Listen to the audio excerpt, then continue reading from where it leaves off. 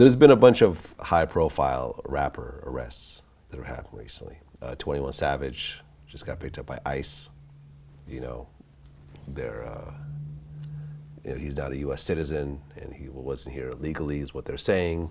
They also found a loaded gun in his car.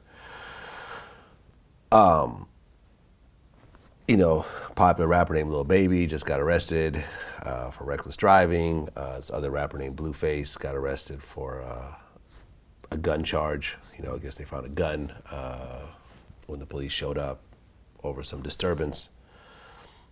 And people are saying that they think it's a conspiracy against rappers right now. That, you have someone like a Trump in office. All these people are clearly against him. They make songs ridiculing him and telling people, not to support him. And I believe that the 21 Savage even made some comments about ICE and immigration recently when he was on some late night talk show appearance or stuff like that. Based on all your experience in law enforcement, does it become personal sometimes? Does it become we're going to take down all these guys that are kind of flaunting, their various activities?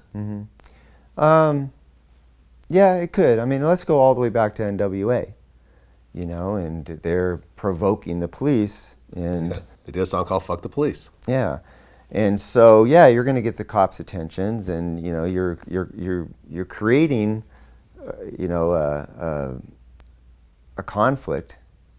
And I get it. Their perceptions are that cops oftentimes don't do their jobs well. Let's just put it that way. And so, but there's going to naturally be some animosity when you're saying "fuck you," and we're like, well, okay, if you're committing crimes, we're going to, whatever, we're going to look into that and take the time to make a project out of you. So it's possible that those things take place, but the whole thing about this current conspiracy about, well, it's a Trump, all you got to do is look at the history of the genre of music and rap music, and you see it's just an ongoing thing where guys are getting themselves into trouble over a variety of things. But it's not a conspiracy by the government. It's like, don't do this behavior and you don't have these problems. I recently interviewed this rapper from Vallejo named Jay Diggs, who was part of Mac Dre's crew. And their crew were all robbing banks at the time. This was in the 80s in Vallejo.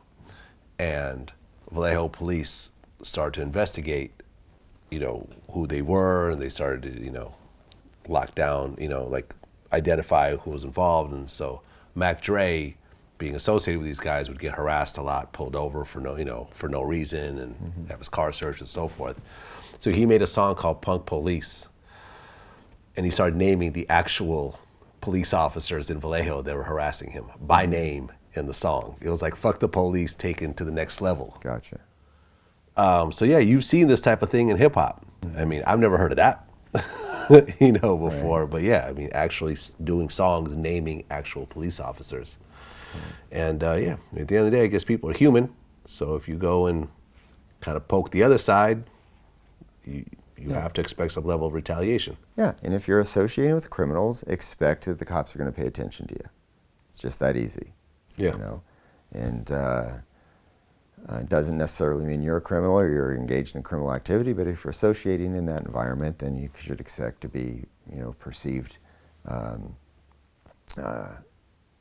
accordingly. Yeah. It doesn't make any sense to go and provoke anybody, really, right? And so, I don't know, maybe it sells records, it resonates to a certain degree with the urban culture, anti-authority, cops, haven't always done things the way that we should have, and so it's, created some alienation and some resentment. But, ultimately, if you're doing the right thing, and you shouldn't have any problems, right?